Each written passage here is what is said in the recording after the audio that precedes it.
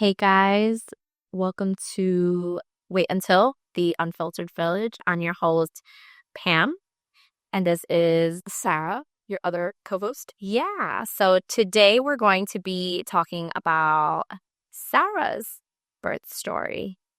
Um, I guess, leading up to like from when you were pregnant and then down to the nitty-gritty. So let's get started. Let's do it. So I'll start from when you were trying to conceive because that's a whole other thing. And my husband and I started trying very deliberately set it around a time frame that we were going to start trying to have a baby. And I was convinced it was going to happen right away. I wasn't going to have any issues when we had one and done. We know how this works. You count the days, whatever. I was super prepared. I'm very type A. If I had not mentioned that about 4 times before, I need to get the point. So, your girl was taking all the ovulation tests and the everything, comparing every line day by day. Oh, I think this one's darker than the next one, Wow. I was honest. Yeah. Mm-hmm. So I was like, husband, Dave, let's go. Today's the day. We're doing it. Every month. But then months went by and more months went by and nothing was happening. And I was doing all the things. I was making sure I was exercising and eating right. I had stopped drinking. I was doing all of the things to make sure that I was ready, that my body was ready to conceive. And it just wasn't happening at all. And yeah, so it was about 6 months of that, and I was really starting to get discouraged. So, and impatient. Yeah, I mean, duh. It's like every time you see a negative test or you get your period, you're just like, "Ugh." But there were some other factors that went into it, like you, I was on the pill for, oh my gosh, 14 years, maybe. Whoa. Yeah, that's a long time that I was on the pill, and no breaks. Like I was on the pill since I was a teenager, until I was ready to have the baby. Oh my God. Yeah. Yeah. And that, I think, messed with my body and a lot of guys. Yeah. A lot of people's bodies, but I'm sure yours. Yes, definitely. And I also had an autoimmune condition that causes a lot of swelling. Please forget that. Yeah. Yeah. It causes a lot of swelling and water retention in my body. And so when I'm in an active flare, I think that also doesn't help things. And I was definitely flaring for a long time while we were trying to conceive. So I don't think the combination of those factors helped me in those first 6 months trying, but I was impatient. And I'm like, well, something's wrong. I have to go to see my OB and see what's up. So I went to my OB and they're like, well, how long have you been trying? And I lied. You lied? I lied because I read online that most OBs will not help you try to get pregnant unless you've tried for over a year. A year? A year. Oh, and they want you to have 12 failed cycles of pregnancy. 1 year, 12 months. Okay, I guess. So knowing this, I told them it's been 13 months. Oh, well, whatever. Your secret's safe with us. This is a safe place. Yeah. So they're like, okay, we'll send you to get some blood work done. No interventions were made at this point. They just wanted to see like where my baseline was. And blood work came back. And of course, my autoimmune factors were off the charts. So I really needed to get that in check before I started trying to conceive, which meant that I needed to switch the medication I was on that was controlling my autoimmune condition because it just makes a real hostile environment. That's a Grey's Anatomy nod. If you know, you know. Yes. I knew I loved you. Yeah, so my body just was not chemically prepared to hold a pregnancy or even conceive at that point. So I had to wean off of this medication. I could not just cold turkey it. So in the meantime, they still encouraged us to try anyway. Exactly what happened. And then 2 months later, I again took my ovulation test, did our thing, and waited exactly until my due date or my period due date to test for pregnancy because I'm like, it's been 2 weeks. I did the 2-week wait. I was so well behaved. I had no alcohol. I did everything right. I did everything right. And then I look at the test and it's negative. And I did one of those tests that spell it out for you, not pregnant. Oof. Oh, I haven't. That's not true. I have taken one of those, but yeah, not pregnant. Okay, thank you. Wow, thanks. So be direct. Yeah, so I was like so discouraged at this point, and I was just like, you know what, babe, let's just go out for a drink tonight. It's not happening. I just need to feel my feelings. It's cold out. I'm sad. Let's just have a drink. So we went out, we had a drink, and I took another test 2 days later, and it said pregnant. Oh, yeah. And I was like, oh my God, I ruined my baby. I had to drink. Oh my God. Yeah. Oh, like, oh my gosh. Like, how can I be this stupid the one time, like just really beating myself down about it. And call my doctor right away. I make the appointment and I'm like, oh, Very type A. oh, yeah, of course. I was like, so like, I just got a positive pregnancy test. They're like, well, when is your missed period? I'm like, well, technically it's not missed for another 3 days, but it says pregnant on the test. So, You know how they have like the recorded 911 calls? They should record. They should record the OB office calls and those all the questions. Yeah. Oh my goodness. So I keep testing, and the doctor won't see me until I'm 8 weeks. How nice. And I'm like, I kind of hate that rule. I hate it. It's the worst. It's the absolute worst. It's like they don't take your pregnancy seriously until you're 8 weeks. That makes no sense to me. But then you're not, quote unquote, in the clear until you're 12 weeks. Right. You're telling me that you only see me for 4 weeks in that time period. Right. Sounds scary. Hate it. Yeah. So I'm still testing every day, but then I'm noticing that the pregnancy line keeps getting more and more faint. And I'm like, okay, this is weird. I start Googling. Oh, no. If you're listening to this, do not Google. Stay off of Google. Stay off of ChatGPT. Don't stay off. Listen to this podcast. Just test. Yes, this is real world experience. This is not. We're not AI. I think. I'm definitely not a. So the line keeps getting more and more faint, and what I'm finding online is that's usually means that you may have been pregnant, or you may have had some sort of, I don't know, Spike of some kind. Some kind of like hormonal spike, but you're not actually pregnant. So then I start having period, but a really, really, really heavy period. So by this point, I technically would have been about 6 weeks pregnant. So I'm calling my OB. I go in and they can confirm that, yes, you had a gestational sac, but it looks like you had something called a chemical pregnancy, which is, yeah, you conceived, but it just didn't stick. So I had a miscarriage on that. Yeah, at 6 weeks. I'm sorry. Yeah. And I was around Thanksgiving, and that really wrecked me. And I was like, damn, that alcoholic drink I had. Oh my gosh, you poor baby. Yeah. But my doctor reassured me that that wasn't the case. It usually happens because it's from the very beginning. Yeah, it just wasn't a viable, fertilized egg. It just wasn't going to be viable. So, it didn't even implant. It just started in the sac, and that's really it. I would say, yeah. But I was devastated. I realized thought I was pregnant. I was getting excited. I had a lot of. I started dreaming. Yeah. And we talked about buying property and houses. It was like when you buy a house and you put an offer in on a house, and then you're so excited and you start to imagine life. It's like, oh, their birthday would have been in August. They would have had all these nice cool pool parties or all this or all that or whatever. But then, someone outbids you, and then you're just like, oh, so that dream is just crushed. Yeah. But I didn't let that deter me. I really, really still wanted to have a baby. And my husband was trying to be very gentle with me and saying, hey, like maybe we should emotionally recover from this first before we start to dive right in again. But again, type A, and I'm just not seeing clearly at this point. And I was like, listen, the doctor said we could try right away. I feel fine, so let's hop to it.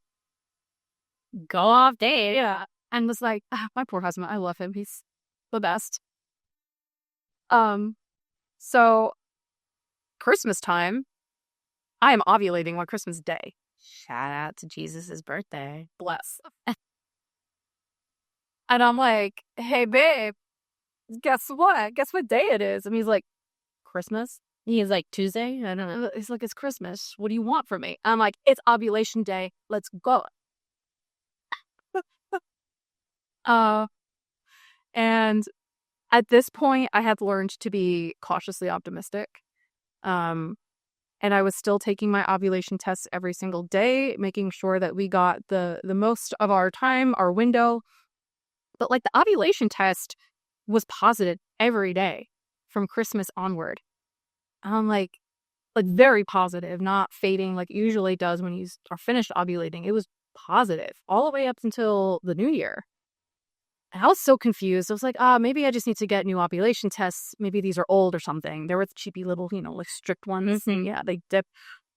So then January 6th, I decide that I'm going to take an ovulation test, but I'm also going to take a pregnancy test too. That's a weird mix. Yeah. And I wanted to see if it was just the batch of tests I got. I'm like, maybe they all read positive, Mm-hmm. So I put them in, the P, and they both read positive. And I'm like, whoa. Well, now I'm confused. I'm really confused. I'm like, okay, here's what I'm going to do. I'm going to go to the store and buy 4 different brands of pregnancy tests. That's very normal. Science. It's an experiment. It is what it is. As you can start to maybe pathologize me at this moment in time of my life, I was unwell. It's fine. It's fine. Pregnancy will do that to you. Yeah, it's fine. I buy 4 different tests. All 4 of them are positive. I want to know what the brands were later. Okay. Well, I know one was Clear Blue. One was the Pregmates, I think they're called. Those are the little tiny strips. And I forget the other ones. Just maybe Walgreens brand and, Okay. Okay. But there were different brands. I made sure there were different brands. And then I took the one that said the words too. I think that's the legit Clear Blue one. Mm-hmm. And that one said, yeah, girl, you're pregnant. I'm like, okay. So now I'm not excited at all. Now you're scared. Now I'm scared. Petrified. I'm petrified. Have like the biggest like gut wrenching feeling. Like, I would just like, I don't even have the words for how scared I was. I'm like, okay, so this means I'm like 3 weeks pregnant. Yeah, like 5 seconds. Mm-hmm. Like this egg like just decided to, yeah. So because of my previous experience, and I will admit that I have been diagnosed with OCD, because of this, I'm taking a pregnancy test twice a day. Until I'm 12 weeks pregnant. Wow, that's a lot of pregnancy. That's a lot of pregnancy tests. I called my doctor right away on January 6th. I said, hey, I got another positive pregnancy test. I just had a miscarriage. I just had a miscarriage. And they're like, you should come in right away. And I said, okay. So I came in. They ran some blood work, confirmed I was pregnant. They said, we're not doing an ultrasound yet. There's no point. No. But we'll do one when you're 6 weeks. Just to see what's going on in there. Okay. I come back at 6 weeks. They do an ultrasound. And they see the gestational sac and a heartbeat. Oh my God. I was 6 weeks. Oh, that's 6 weeks. And I'm like, what? And did you die a little? Yeah, I died a little. But then, I was excited for 1 second, but then again, I was Petrified. Yeah, I was overwhelmed with that same. So then I started crying right there on the table.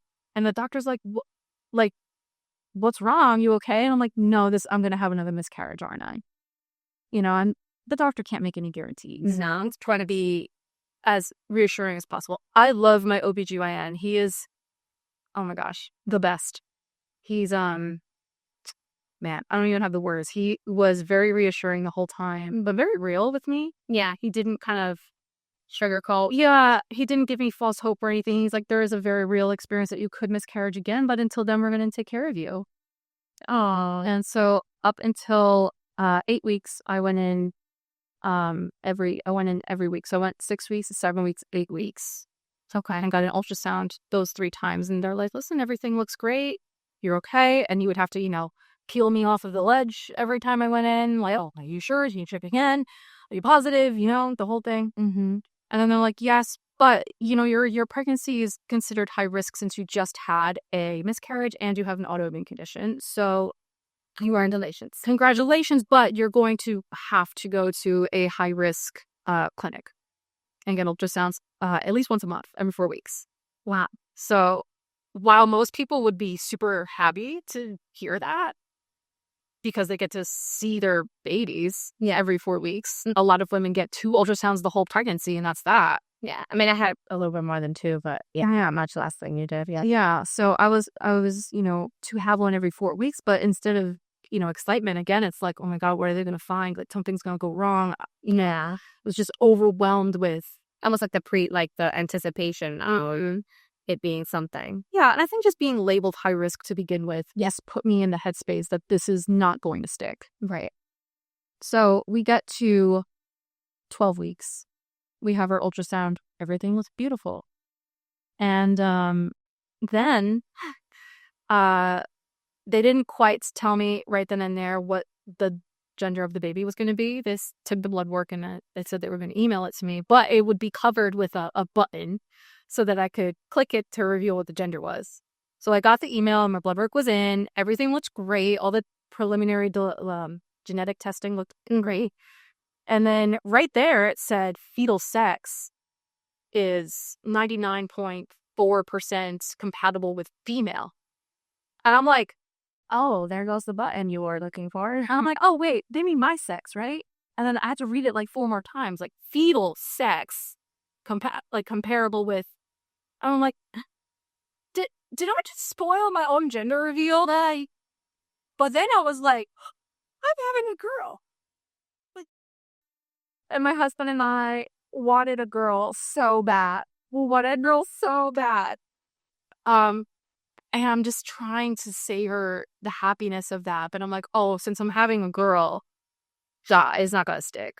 Let me not get attached, And this is kind of my mindset. The whole pregnancy, I was just very, riddled with anxiety. Just, I never felt a sense of peace while I was pregnant. I never felt hopeful that I would make it with this baby. I wish I was able to enjoy the pregnancy more than I did, but I was just. That's a good point. Yeah, and I guess that's another reason I wanted to come and talk about this in the podcast, because you see all these pregnancy announcements and gender reveals and all these moms with these beautiful pregnant bellies and their baby showers. I loved being pregnant. They loved being beautiful. They're glowing. They're so happy with all these smiles on their faces. And I have those photos and stuff on my Instagram too. But in reality, my reality was I was dying on the inside. I was hysterical every day. I never felt fear or anxiety or paranoia or anything to that extent than when I was pregnant. It was debilitating for me. Wow. Yeah. So I learned later that it's not just a postpartum thing. It can happen during pregnancy as well, and for hormonal imbalances and things can really consume you, and that's what happened to me for sure. Wow. I didn't tell my OB about it. I just thought that I was being irrational, or maybe even normal. No, I knew that I was being irrational. Like, I could logic with myself and tell myself, you're overthinking it. Everything's okay. There's no reason for you to feel this way. So I just didn't say anything. And then I'll fast forward a little bit, but then I told my doctor towards the end of the pregnancy how much I had been suffering with this anxiety, and he looked at me and said, well, why didn't you tell me? I could have helped you with that. I had no idea. I'm like, what do you mean? He's like, well, you could have taken something, we could have helped you medically with these spots that you were having, these intrusive thoughts that you were having. I had no idea. I was like, oh, well, you're pregnant. You can't take any medication. That's it. You have to be cold turkey, like nothing. Raw dog. Raw dog. Yeah, exactly. That brings up another point. Because I had an autoimmune condition, I was prescribed aspirin. I had to take aspirin every day to keep my blood pressure low, because autoimmune and pregnancy can cause preeclampsia. So I was on aspirin. I'm like, I'm already taking aspirin. Like, I can't take anything else. Like, you know, Isn't it like baby aspirin? it is baby aspirin. Yes. Very small dosage. But enough for it to be, concerning for me, because I was just I was not in the right state of mind. Even listening to you, I'm like, yeah, I probably should have told my OB that. Yeah, they should have. Yeah, I didn't know. And to be fair, I don't think they screen enough for it during pregnancy. Like, They don't ask you any questions. no. I mean, after pregnancy, they are up your butt about how are you feeling? Do you have any feelings of hopelessness or dread? And it's like, I don't know how to answer this. Are you gonna take my baby away? Yeah, part of me is like, I don't know. Should I tell you that I don't know? Should I answer this? I don't know what to say. Yeah, but they don't ask these questions when you're pregnant. No, that's very true. Now hearing you say that, I don't remember being asked how I was feeling Emotionally, like really I don't know. They were like, it was very like, are you peeing a lot or whatever? Like, it was things like that. It was never really like emotionally, how are you feeling? How are things going? Like, no, none of are you handling, like, or especially in my case, because I had a miscarriage 1 month before I had conceived this pregnancy. wow. It was never discussed again. I agree. In retrospect, I probably did not give myself enough time to heal from that or process what had happened. But I don't know. I wish I share this just in hopes that if someone else is having this experience during pregnancy, that there are options. You don't have to suffer. You can tell it to your doctor. Yeah. I just didn't know. Yeah. Anyway, so anatomy scan time, 20 weeks comes, and usually this is a really happy time. You get to see your baby and like how big they've gotten, and they get to do all the measurements, and they telling you like how perfect your little baby is and all that. Yeah. And that was not my experience. The anatomy, I remember this. Yeah. The anatomy scan was probably the most triggering part of my pregnancy. First, they made me wait in the waiting room for 2 hours. Yeah. With a full bladder. I had to come to the appointment with a full bladder. They were very, very, very adamant that I came with a full bladder.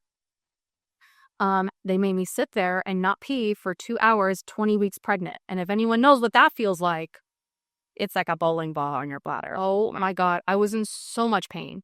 At that. Yeah. Also, I was carrying very low at that point. So I was already feeling really heavy. I, in total, had gained over 50 pounds in my pregnancy. So this is halfway through. So I probably already put on 25.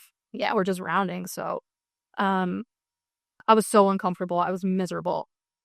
Finally, we get to be seen, and the tech is really quiet. And from my previous scans, they were not quiet. They were like, oh, look how cute. Look at this. Look at that. This time they were really, really quiet. And I'm like, oh, maybe this is because they're doing in-depth measurements. They have to be more thorough. Maybe they're just concentrating. No, like, that's not if you're listening to this, no. My anatomy scan, I remember that woman being like, okay, and here is this, and here is that. They should not be quiet. That was a lack on their end for sure. Yeah. It was a really poor experience. It gets even worse. Oh, geez. So then they start moving me around. They're like, we just can't get visualization of this part.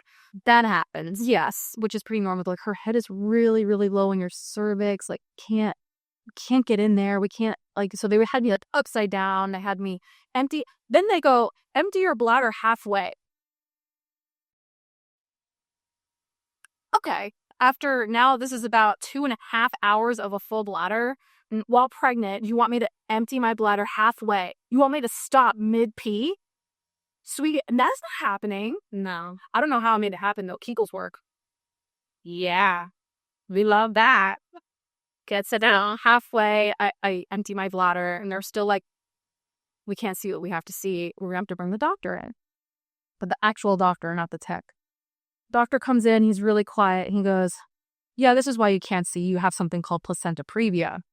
Oh, that's right. Mm-hmm. Jesus. Mm-hmm. And he's like, it's a mild case. It's usually they would call placenta like yours a low-lying placenta, which means it's covering a little bit of the cervix. Placenta previa is when it's covering, the placenta is sitting on top of the cervix. So I technically had placenta previa, but like by a few millimeters. In that case, yeah. Yeah. So I'm freaking out. I'm like, oh, great. I'm like, okay, so ultimately, like, what's the worst case scenario here? And then the doctor's like, oh, no big deal. A C-section. It's not a big deal. This doctor was a man. Ah, surprise. Mm-hmm. Mm-hmm. And I'm like, no big deal. No big deal. It's going to crush you and give you 11 stitches. What? It's not more. Yeah. All those layers, 7 layers, if I'm not mistaken. Yep. Yeah. Yay. No big deal. If you have a good doctor, it's about 11 stitches. Just FYI. If you have a mediocre doctor, it's probably more. Not to scare you, but that's the unfiltered option of that. And that's why we're here. Yeah. So he said no big deal, C-section. Yeah. And he's like, but there is a possibility that as your belly grows and the placenta will move out of the way of the cervix and you can have a normal vaginal delivery. So again, they're like, well, you were supposed to graduate from needing ultrasounds every 4 weeks today, but you're not. So you still need ultrasounds every 4 weeks until the end of your pregnancy or until your placenta decides to get out of the way. So I'm like, great. Placenta. I'm like, okay. But I'm like, the baby's okay? And they said, oh, yeah, the baby's great. I'm like, could you maybe lead with that? Perhaps? Could you tell me that next time? You know? So that was probably one of the most awful doctor's visits I've had in my life. And I've been to a lot of doctors. Yeah. That was probably the worst. Yeah, I remember you during that experience. You were like, it was absolutely terrible. And I was like, oh, no, that's supposed to be like a better visit. You get to see body parts. Mm-hmm. Fingers, toes, everything. Face. I didn't get to see her face. I had to go back. They had to finish the anatomy scan because she was in a weird position. Yeah. But I never saw. Like, it was just face. Whatever. I think I got like a half shot at him. He always had his hand on his face. Yeah, so did she. Actually, at one point, Ramona had her foot in her mouth. Nice. It's like, okay. Yeah. For a what she liked. That's right. That's right. But, after that, the pregnancy was pretty uneventful.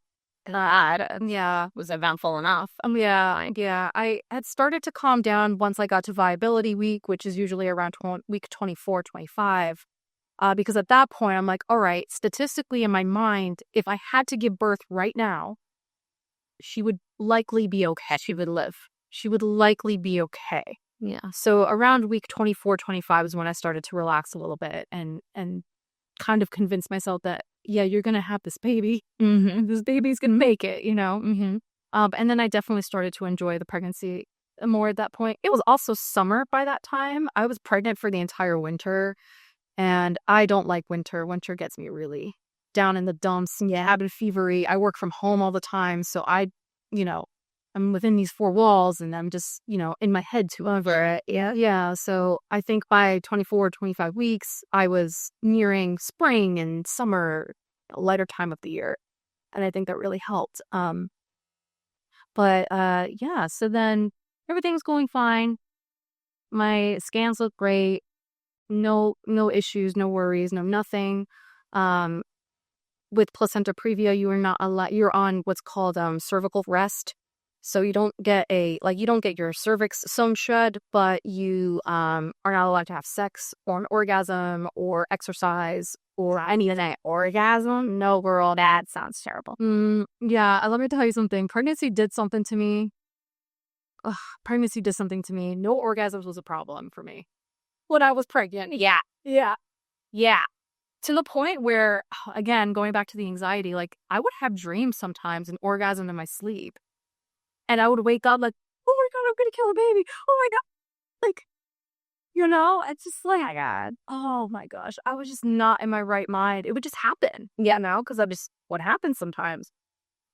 So the cervical rest was a pain in the butt for me. Because I love to exercise. I couldn't lift anything either. That wasn't a big thing. When you're nesting, you just want to lift and deck your body, everything step away. Yep. Yeah. And all that. I couldn't do any of that. So I just, not moving your body was a problem for me. I love to move my body, I love to exercise and walk and do dumb shit around the house. Yeah, yeah. But other than that, it was fine. And then they were expecting the placenta to move out of the way by week 32. It did not. Shocker. Yeah. So they're like, all right, come back in 2 weeks. Week 34, still in the way. They're like, all right, we're going to have to start really talking about a C-section now. Like, we're getting close. We're going to have to talk about, like, planning the date and all this stuff, prepping you for what this means, all of that. But come back at 36 weeks and we'll see. And that's when we'll call it. That's when we'll schedule it at 36 weeks. I go back for my 36-week scan, and guess what moved out of the way? By like a hair of a millimeter. Wow. Out of the way, my cervix is clear for a vaginal delivery. And I'm like, oh my God. Thank goodness. Yeah. Thank goodness. I was just besides myself. That, and then, so 36 weeks was when I was like, I loved being pregnant. I'll do it again. I had 13 of them. That's the scam, guys. Yeah, it was great. I'm like, I look good. Look at my bump. I can have a vaginal delivery. It was also the end of the summer at that point. It was the end of the summer. Gatsby. But I was also, oh my gosh, I was also, as much as I was happy to be pregnant at that point, I was also really excited to not be pregnant because it was deep in August. Yep. It was a hot summer. It was like 90 degrees every day that day. I was sweaty. I was nasty. Yeah. All the time. Oh. So I'm on maternity leave starting on August 20th. And then I'm just wet, guys. Like, I'm filtered. I'm changing my underwear like 3 times a day. It's just sweaty and gross, and there's fluids flowing, and there's stuff coming out everywhere. There's just nastiness, like, and now I'm like 30, 37, 38 weeks pregnant. I'm just like, oh my God, like, this is just nasty at this point. Mm-hmm. So I'm going about my day. I'm on maternity leave. I'm 38 plus 5 days pregnant.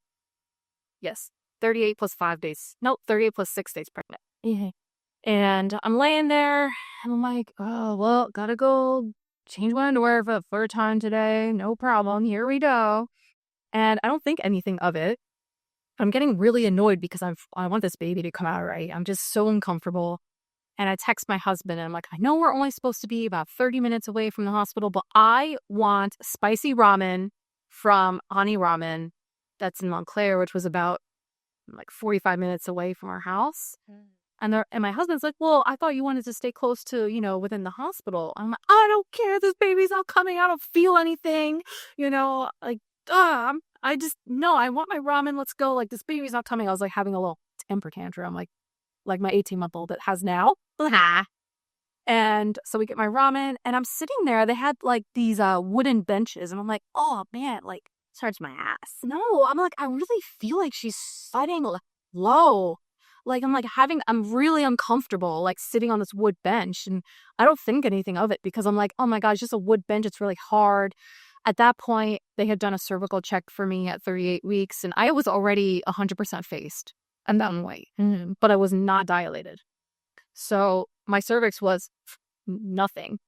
So I was like, I'm basically just sitting on her head right now if I think about it, because I'm 100% faced. Yeah. But I'm not dilated, so whatever, I'm not thinking anything of it. And I'm not having contractions, or contractions that make me feel like I'm in labor. Mm-hmm. I'm having a Braxton Hicks, but that's not like, anything to write home about. I'm having my ramen, no problem. I'm just sitting on a head. And I'm like, all right, Dave, let's go take a walk. I'm feeling like really like full ahead. Yeah, I'm just like full, and I ate too much, I'm just feeling so heavy. We're taking a walk, and I'm like, oh my God, like, I just feel like weird between there. But I'm like, I don't think anything of it. But you're just pregnant. I'm just still pregnant, So we're laying there at in the couch. We're watching our show that night at 9 p.m. and I start seeing these like insane kicks. Like I'm not kidding. I'll show you the video. Like they look like I could see the outline of her knees and elbows and like feet just like kicking like crazy and like not even kicking, like gliding and like moving around. Like it was so weird. And I'm like, wow, that spicy ramen really like did for her, right? Like shit. Oh my God, spicy ramen. You had spicy. Uh-huh. Yeah. Oh, the heartburn was worth it. No, beyond that, they'd say spice can induce. Oh, yeah, that's true. I didn't even think about that. No. Well, that's probably why I wanted it. Now that I am remembering. Yeah, that's probably why I wanted it. All right. So then I go to bed that night. I'm like, whatever. Kid's not coming. It is what it is. Took a shower. Whole thing. And then 4 a.m, I wake up and I'm having a contraction. I'm like, all right, this is a contraction. That hurts. But I didn't think I was in labor still. 10 minutes go by. I have another one. I'm like, oh, okay. That's another contraction. I'm like, it's whatever. 10 more minutes. I'm like, okay, these are pretty regular. So I wake up Dave and I'm like, hey, like, let's start timing these. But I don't think it's anything. Also, I had an appointment at the OB for my 39 week that morning at 9 a.m. This is 4 a.m. Ugh. Okay. And I'm like, if it's anything, they'll tell me at the doctor appointment. Like, I'm not feeling anything. But then they start getting a little bit closer together, more like 7 minutes apart. But then they tell you online, oh, don't call, or the doctor tells you too, don't call or don't do anything until they're 5 minutes or 2 minutes apart and last for a full minute, and the whole thing. Mm-hmm. They're like, don't bother calling until they're 2 minutes apart. We don't want to hear from you. It's like, okay. So they're 7 minutes apart. I'm not calling. I go take a shower and I'm like, Dave, let's just pack the hospital bags in the car just in case, Verbala, never know. Like maybe they'll send me in. Maybe they'll be like, hey, let's induce you today. We have an opening. I was so done being pregnant at that time. I still had a week left, but so we go to the doctor's and he goes to check my cervix and he's like, so when were you going to tell me your water broke? I was like, what? Excuse me? He goes, your water's broken. When did this happen? And I'm like, I don't know. And I didn't gush anywhere. I didn't feel, I'm like, I feel wet like I normally do because it's just fucking hot and it's, leaky and all that. Oh my God. And he's like, your water's been broken for at least 24 hours. I'm like, well, you know what? When I changed my underwear that third time at noon yesterday, it was a little bit extra wet, I guess. And he goes, so your water's been broken for almost 24 hours? And I said, I guess.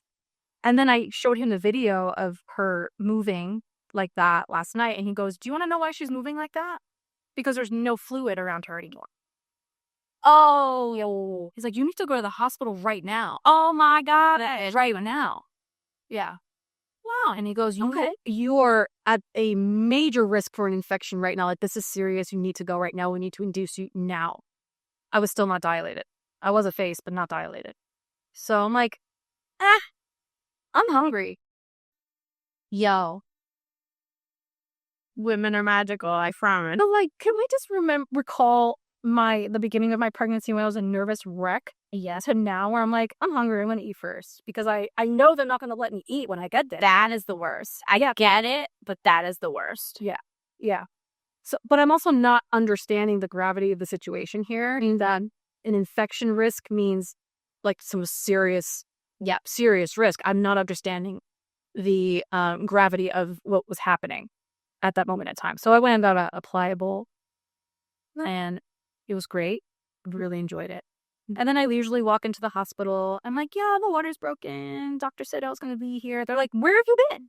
Oh, I'm like, I went to eat something. Well, you get in bed now. We have to induce you now. Oh my God. Yeah. So they start me on Pitocin at like level 12 or some shit. Like, Jesus. like quick. They're like, you need to give birth like within the next like few hours. And I'm like, okay. So they start the Pitocin. They're like, do you want an epidural? I'm like, no. Yeah. No. Yeah. So then the Pitocin starts to kick in and I'm like, Oh, Yeah. God Ellison? Yeah, that's not one. That's not one to play with. and no. I was like, oh, I can handle it. I have a high threshold for pain. I live in pain. I have this autoimmune thing. I'm always flaring up. I'll be fine. Mm-hmm. No. Mm-hmm. No. No. Pitocin? No. Um, so I was really trying. I actually was also going to wait until I was 5 centimeters. If I was really in a lot of pain, I was going to say, I'm going to evaluate my pain level at 5 centimeters and see how I am there. Mm-hmm. And then we'll see. So a couple hours go by with me on like high dose Pitocin. Yeah. They check me, 1 centimeter.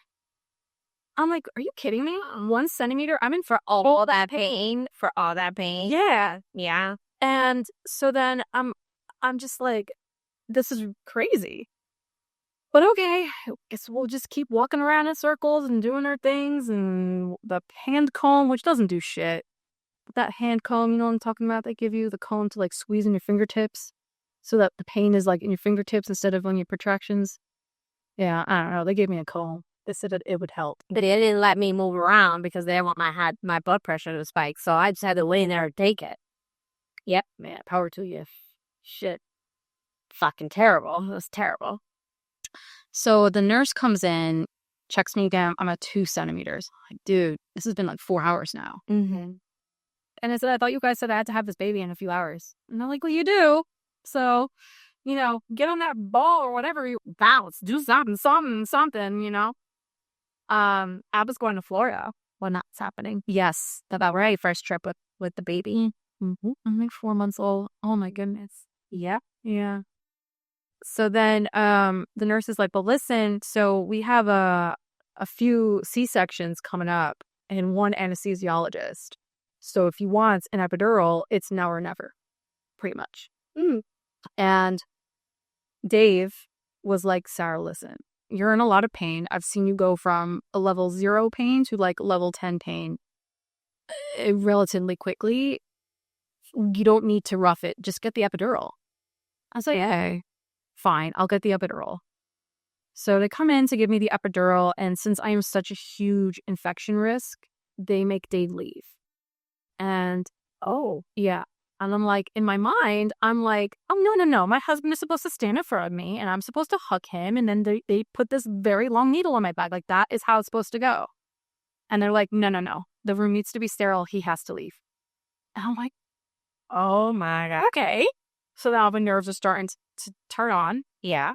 And I'm like, and just, I'm not doing well. I'm getting stiff. I'm just like, okay. The nurse is holding me and an anesthesiologist is in the back, but the nurse says, hey, her back looks uneven. Do you need me to straighten her out before you insert? And he goes, nah, she's fine. And I'm like, okay. They're the professionals. I'm just going to trust them. Yeah, no problem. They insert the epidural. My blood pressure tanks to the floor and I pass out. Oh, shit. And I just lose consciousness. I don't remember what happens after that, really, until I wake up and I see a bunch of doctors in the room. Yeah. Because not only did my blood pressure and my heart rate drop, but so did the baby's. So it's the baby, yeah. Mm-hmm. So it's just like chaos in the room. And Dave is on the other side of the curtain, like, what's happening? Like, what's happening? And then all of a sudden I wake up and the baby recovers and they're like, you good? I go, I guess. I'm a little dizzy. So they give me oxygen and all that. They just tell me to relax for a little bit. Mm-hmm. And I feel okay.